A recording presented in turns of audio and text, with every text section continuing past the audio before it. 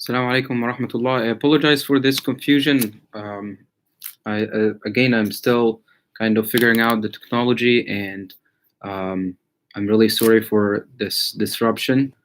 And the stream for some reason just stopped. And inshallah, eventually I will get the hang of this, and it will be much easier. So if you are here, just let me know, or if people are watching. I think I'm showing that there are 6 people in here. Um, so I just want to make sure that everyone can hear me well and everyone can see me well. Um,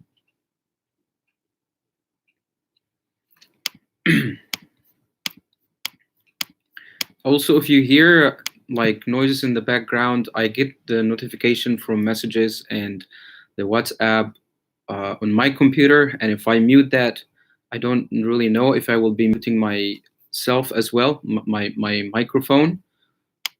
So I apologize if you are hearing any if you're hearing any like notifications from my phone or the WhatsApp or this or that. It's not coming from my phone. My phone is on silent, but it's coming out of um, the computer itself. All right, so there are people in here, alhamdulillah. All right, great. All right, so inshallah I will be reading a few surahs. I was thinking about Surah Al-Duha a lot recently, and how it can give us a lot of hope and strengthen our faith, our iman during this time. I've also been thinking about Surah Al-Sharh or Al-Inshirah or Alam Nashrah. And these two surahs kind of come hand in hand, and they are related really to hope in times of disparity, in times of difficulty, and we will see how in a little bit. So I'll be reading Surah Al-Duha, inshallah, and Surah Al-Inshirah. And if we have time, I will be reading Surah Yasin as well. And we will read in both in Arabic and English so people can understand what is being read or recited. And also we'll look at some commentary, and maybe open it for a little bit if people have questions. Feel free to leave, to come back. This is not you don't need to feel like you have to be committed and sit down. I will not really take a very long time. I realize people have so much to do and so much in your lives right now to think about, so I don't want you to be bored, and I don't want this to be a burden for you. Astaghfirullah if we make the Quran a burden for anyone. So this will try to make it as light as possible and as beneficial, hopefully, as possible, and as simple as possible as well, without going into really deep details about tafsir or language or this or that. So again, feel free to leave and come back, or just listen to a little bit. Inshallah, hopefully this will be recorded and then will be uploaded later. So if you have to leave for any reason, hopefully you can come back and start watching from where you left. So, وَإِيَّاكُمْ barakallahu feekum. May Allah subhanahu wa ta'ala bring sakinah, serenity to everyone's heart. The Quran is the best cure in this time.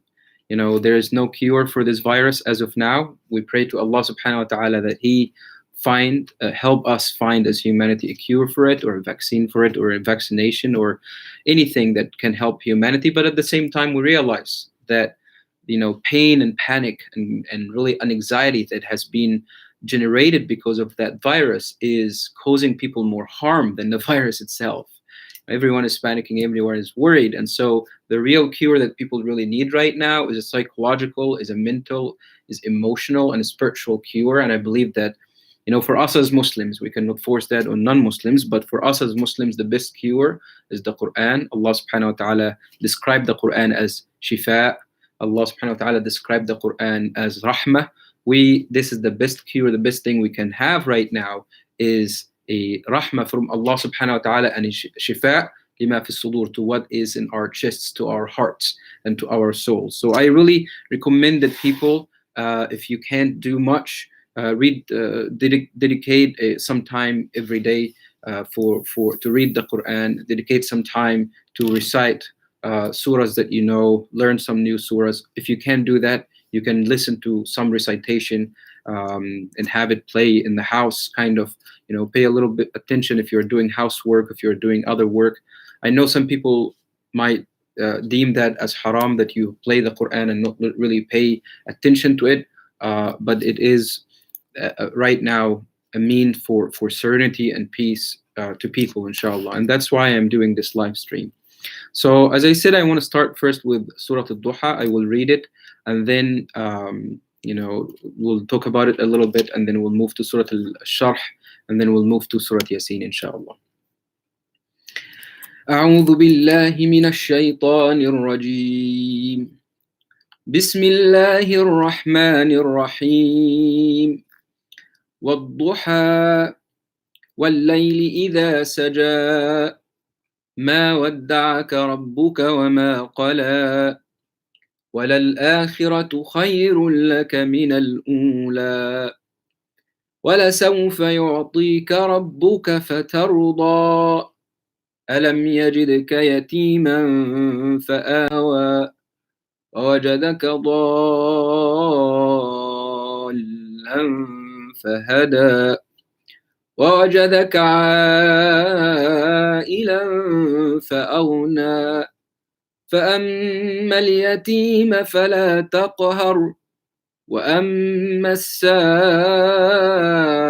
فلا تنهر وأما بنعمة ربك فحدث صدق الله العظيم. So the Surah Al-Duha reads, it's Surah number 93 if you want to find the Surah. And Al-Duha means the morning brightness, or the break of the morning light, after the sun rises, and then the sun will start rising slowly, and then it will flood the world with its light. So this is one of the translations for the name, the morning brightness. And the verses that we just read, briefly the translation is, by the morning brightness, وَالضُّحَى, by the morning brightness. And this is a qasam, an oath that Allah subhanahu wa ta'ala is making as a means of reassurance that whatever is being recited after this oath, when we as people make an oath, we swear by Allah subhanahu wa ta'ala, we are trying to give trust and assurance to the person that what I am saying is really the truth. Now imagine Allah subhanahu wa ta'ala, his words and his speech is always the truth.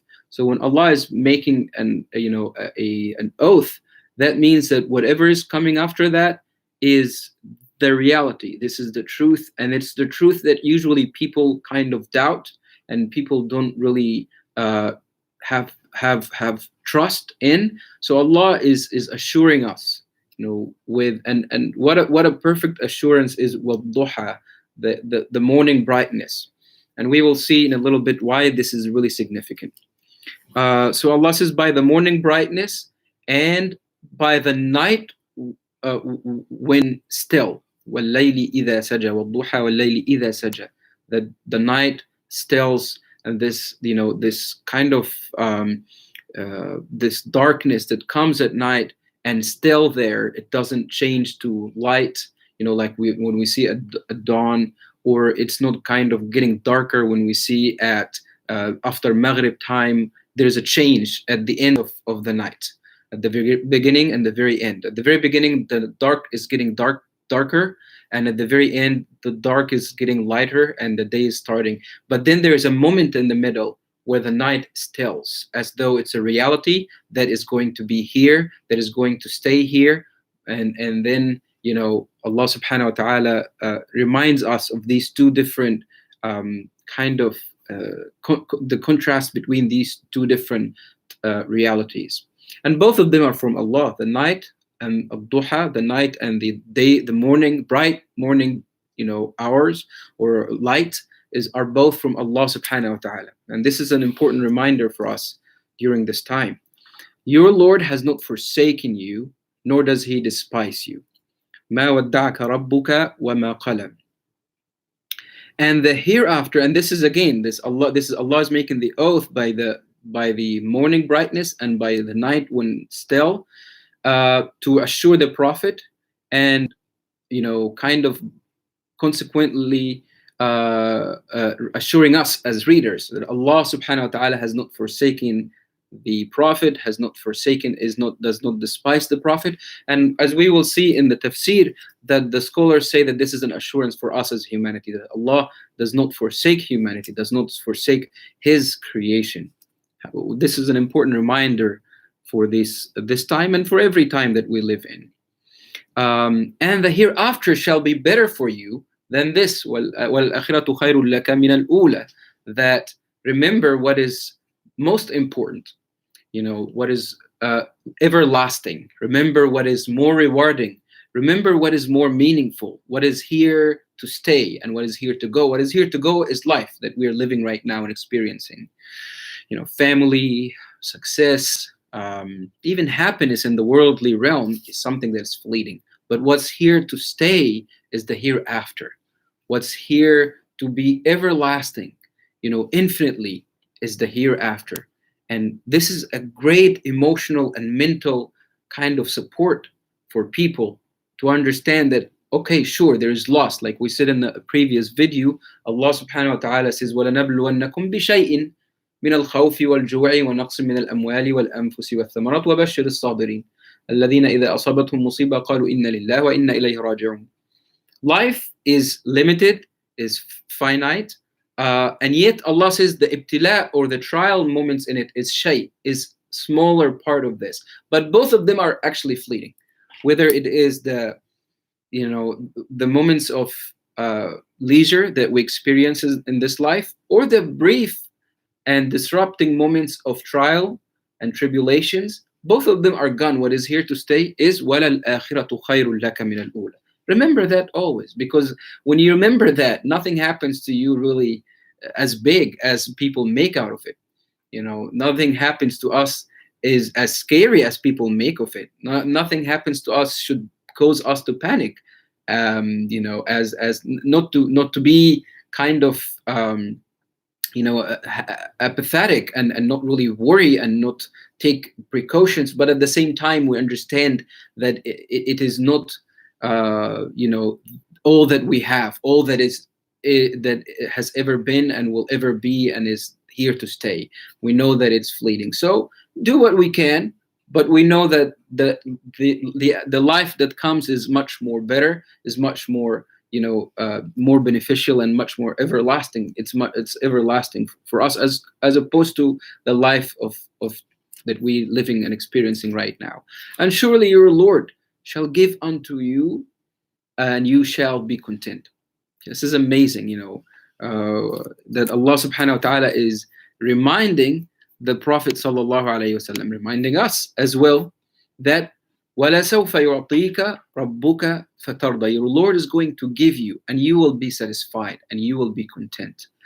Remember these things, that Allah subhanahu wa ta'ala's bounty, that whatever Allah has to offer us, to give us, to benefit us with, to shower us and pour His mercy on us, is greater, is bigger, and is more assured than to us than we should think of it. And this, nowadays these meanings are much more needed and much more meaningful to people than any time else. When people live in raha, in leisure, in ease of life, in expansion, in growth, in success continuously, we forget these meanings. And when we are experiencing hardship and tightness in life, and kind of uncertainty about the future, these meanings become really, they take a different form. They become a life to us. وَلَسَوْفَ يُعْطِيكَ رَبُّكَ فَتَرْضَى أَلَمْ يَجِدْكَ يَتِيمًا فَآوَى. Allah is reminding the Prophet and reminding us, remember all of the things that Allah has done for you, to you. Did He not find you? Did not Allah find you an orphan and then give you refuge and give you, a family, give you a status, give you, he pretty much, changed your entire state from being an orphan فآوى ألم يجدك يتيما فآوى. Allah subhanahu wa ta'ala become your family. Allah becomes your refuge. An orphan at the time of the Prophet pretty much is a death sentence if you are an orphan, and maybe until now, that you don't have a support, you don't have a people to watch your back, you don't have someone to guide you, you don't have someone to follow in their footsteps. And yet the Prophet Allah is reminding us that who is your refuge, who is your support system, who is going to watch your back, who is watching our back now, who is protecting us now. It's Allah subhanahu wa ta'ala. And where should we seek a refuge? We seek refuge in and with and by Allah subhanahu wa ta'ala. وَوَجَدَكَ ضَالًّا فَهَدَى. Dr. Muayyad, who teaches Quran here at ICCR, he once said the Quran, not just the words has meaning, but even the ahkam of tajweed bring on a whole new meaning to the words. So for instance, when you have mad, this elongation in a word, it makes you just pause and think how far this thing that Allah is trying to say has come. وَوَجَدَكَ ضَالًّا فَهَدَى. Your Lord have found you lost and guided you. In English, it doesn't really catch the meaning because you just say lost.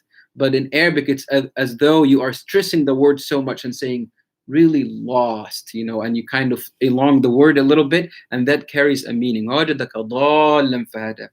This confusion and that we're living now and uncertainty about the future, isn't this dalal? Isn't this a form of loss? Isn't this a form of like, I don't know what happens tomorrow? This thing that is changing every day, and the news are changing every day.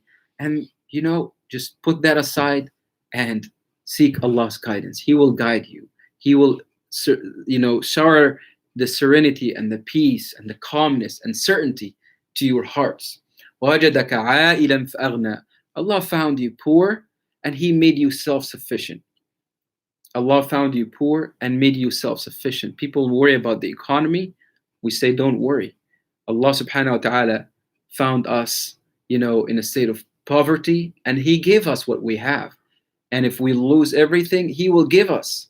If He gave us in this life, if He gave us in the afterlife, it all comes from Allah subhanahu wa ta'ala. Don't worry. Stop worrying. وَوَجَدَكَ عَائِلًا فَأَغْنَى. Allah found you poor, was nothing, absolutely nothing, and He made you self-sufficient. It was said that the Prophet ﷺ, some people like to think about the Prophet as a poor person, but the Prophet was a very, actually a very wealthy person. He was a very wealthy, he came from a big family, wealthy family, and even after, he became a prophet, it is said that he would actually have the provision for an entire year, but then he would give it all in a night, in one time, and leave for his family pretty much, nothing. And so Allah subhanahu wa ta'ala, it all comes from Him, and nothing we have to worry about here. وَوَجَدَكَ عَائِلًا فَأَغْنَى. He found you poor and made you self-sufficient.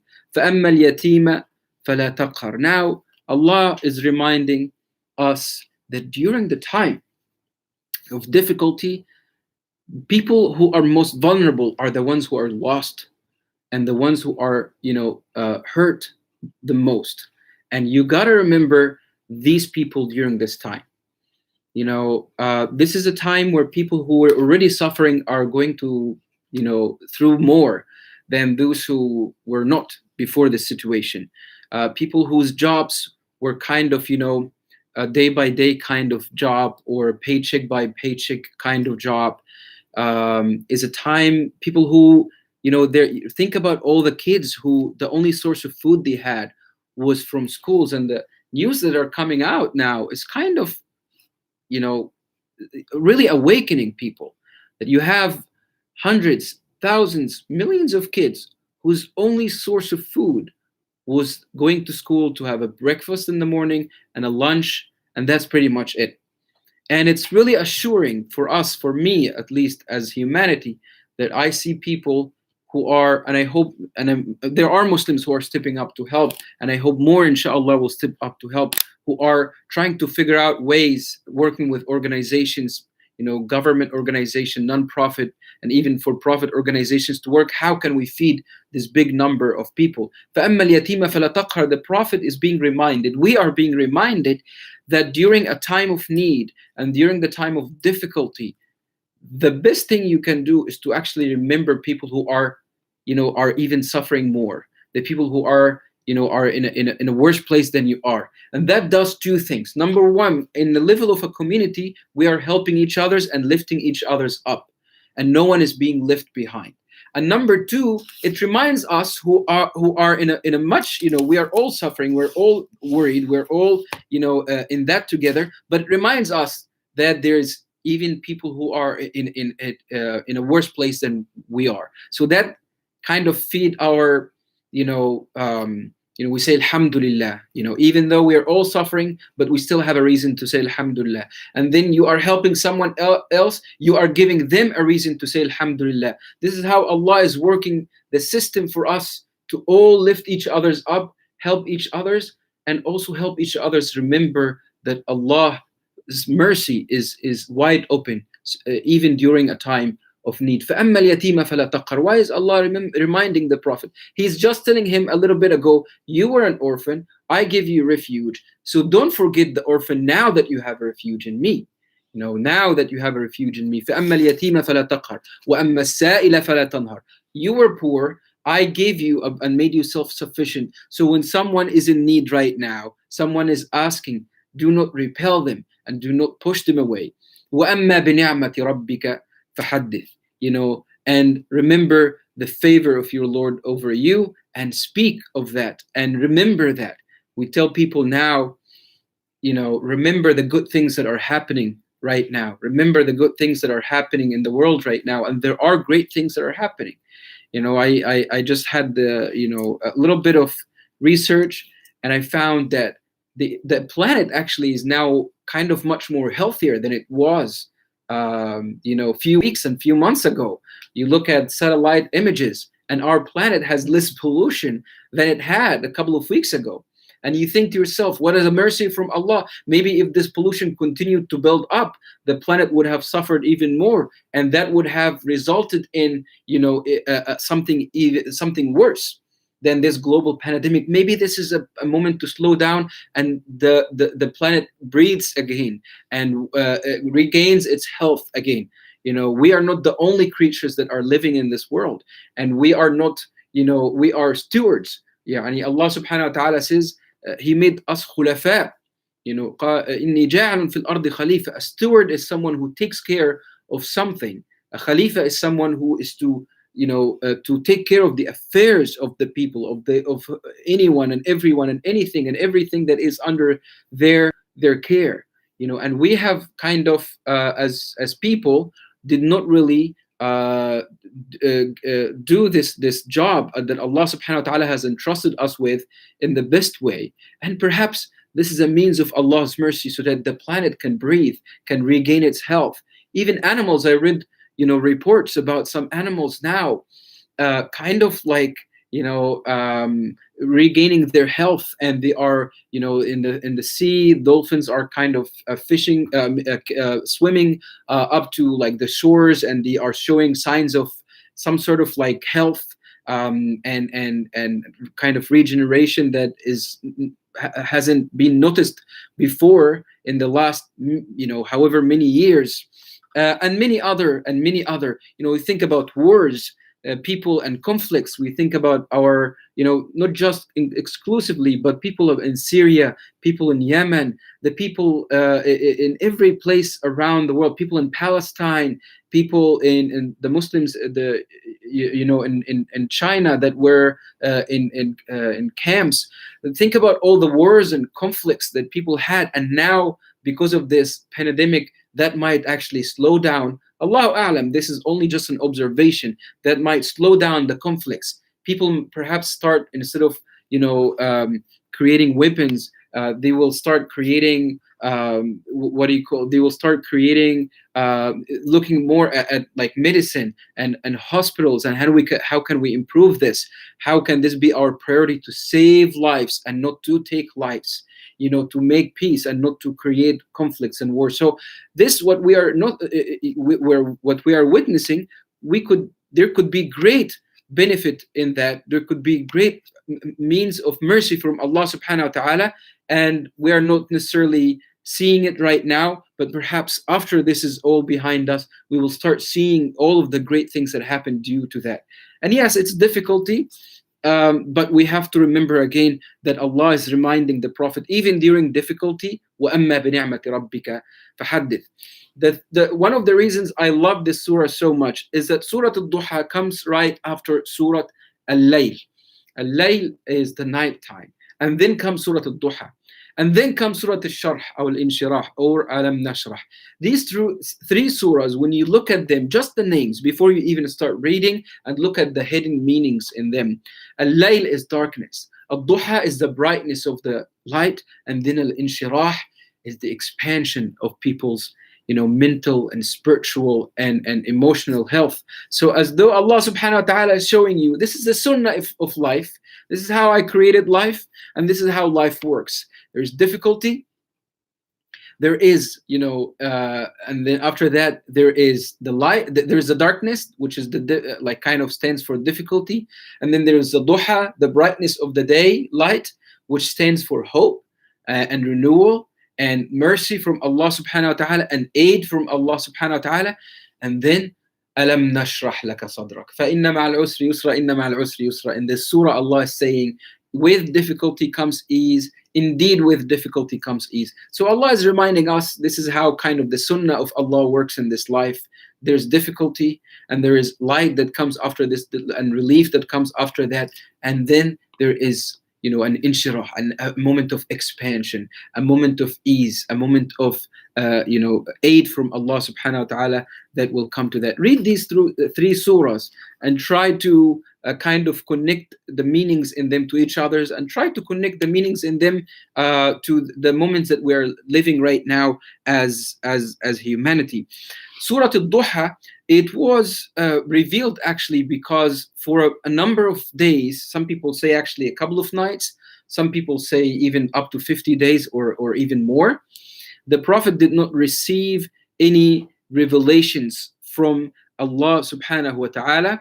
And as a result, the Prophet started to worry, and the Quran came down to assure him, but more than him, to assure people around him that started to mock him and say, your Lord has forsaken you, your Lord despises you, your Lord is not revealing any more revelation to you. And Allah was assuring the Prophet and assuring the people around the Prophet that this has not really happened. مَا وَدَّعَكَ رَبُّكَ وَمَا قَلَى وَلَلْآخِرَةُ خَيْرٌ لَكَ مِنَ الْأُولَى. Do not believe what people are saying. Allah did not forsaken you. And I want to here make the point that there are so many people who might right now try to come up with reasons and try to philosophize or theologize, if you wish, and try to say, why is this happening right now? Is it the end of times? Allah is angry and mad at humanity. But, we cannot really make these kind of speculations. We cannot make these speculations, because these speculations, what they are saying is that we have direct knowledge of what Allah is doing and why Allah is doing it. And while Allah subhanahu wa ta'ala told us in the Quran about the ibtila, the trials and the tribulations, about the testing of humanity, that there is difficulty and there is ease, that our sins can be means for our own punishment, and told us about all of that, that doesn't mean that we can do isqat. We cannot really pinpoint a moment in history and say this is happening because of that, and we start making these connections. As I said, these speculations, even now I look to the greatest of scholars living in our times, they are not making these kind of speculations. They are not trying to say this is happening because of the sins, because of the wrongdoings. This kind of speculation means that we have a direct knowledge of what Allah is doing and why Allah is doing it. And that is, I fear that this is a really dangerous territory to enter into. Instead, what one should do, we should be focusing on these three things. Number one, doing istighfar, increasing our istighfar and remembering Allah subhanahu wa ta'ala's open doors to accept people's for repentance, returning to Allah subhanahu wa ta'ala and seeking as many istighfar as possible. Why? Not because that what's happening is because of our sins, but there is a the hadith from the Prophet sallallahu alaihi wasallam that says كثرة الاستغفار تزيل الهم أو كما قال صلى الله عليه وسلم. This is not the exact words of the hadith, but it means if you feeling difficulty of any sort, financial difficulty, mental difficulty, emotional, spiritual, any kind of difficulty you're experiencing, by seeking Allah's forgiveness, actually this will relieve you from this difficulty. So one thing that we can focus on right now is seeking Allah forgiveness, and this is my advice to you, a practical thing to do. You can read the Quran, you can do other things, but a simple and practical thing to do is to sit aside 5 minutes a day and to seek Allah's forgiveness. Say astaghfirullah however many times. The Prophet said, I do istighfar up to 70 times, and another hadith he said up to 100 times a day. So some scholars took from that 100 times of astaghfirullah every day is really something that is recommended based on the hadith of the Prophet sallallahu alaihi wasallam. And then number two is to help people. فأما اليتيم فلا تقهر وأما السائل فلا تنهر وأما بنعمة ربك فحدث. Here, based from Surah Al-Duha, in a time like this, when Allah came down to assure the Prophet to not worry that he hasn't forsaken him, he has reminded him of his favors, and I will get back to that part. But at the end of the surah, he said, do not forget these people that are most vulnerable. So another thing you can do with istighfar, and to the best of your ability, you should not do anything that endangers your life or the lives of your loved ones, but to the best of your ability, look in the community at ways that you can help people, any people, Muslims and non-Muslims alike, and try to engage in these kind of things. Right now, I know in Cedar Rapids, for example, there are people who are, hand sewing or sewing some masks for the 2 hospitals in town, and this is a great form of charity. وَمَنْ أَحْيَاهَا فَكَأَنَّمَا أَحْيَا النَّاسَ جَمِيعًا. This work of your hands can be a means of saving a life, and Allah says in the Quran, whomever saves one life, it is as though they have saved the entire humanity. So if you can do something like this is a form of charity that reminds us of Surah Al-Duha, فَأَمَّا الْيَتِيمَ فَلَا تَقْهَرْ وَأَمَّا السَّائِلَ فَلَا تَنْهَرْ وَأَمَّا بِنِعْمَةِ رَبِّكَ فَحَدِّثْ. Also, you can find ways of sharing food with the families or the people or the students who are now impacted because they are not in schools, and you can reach out to some organizations. I will put some some resources and share it through the WhatsApp group for people, so you don't have to do the research yourself. Although if you know someone or if you know an organization, I believe the ICCR Salam School sent an email earlier for some resources for families in need, for their kids to receive some daily meals and until they get back, inshallah, to their schools. So find ways to help, whether it is a small charity that you give to an organization or to someone that who is impacted directly or indirectly with this. This is a means of lifting up this bala, this ibtila, this trial, and this waba, this pandemic, from us as people. And then the last thing is hope. Arm yourself with hope. The Prophet said, Bashiru wa la tunaffiru, yassiru wa la tu'assiru. And this is a general rule and a general principle that we take from the surah. Wadduha. Have this attitude of Surah Al-Duha of looking at the bright side. This is not just a word that we say. This is not just a common phrase or a catchphrase. Look at the bright side. Look at the filled half of the cup, or all of these things. No, this is a Quranic principle and guidance to people.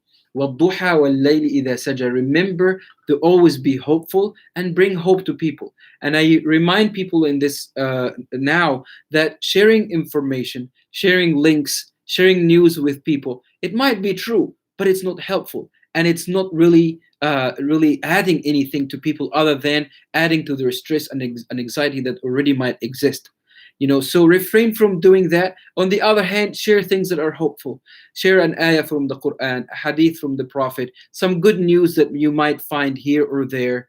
Check on people and brighten their day with a joke, with something nice that you say to them, and with even calling someone can brighten someone's day. So these are the things that we take from Surah Al-Duha. Few things I wanted to reflect on. Read Surah Al-Duha, and kind of listen to it and recite it, and know that Allah subhanahu wa ta'ala has not forsaken you, has not forsaken us, has not forsaken His creation and His humanity.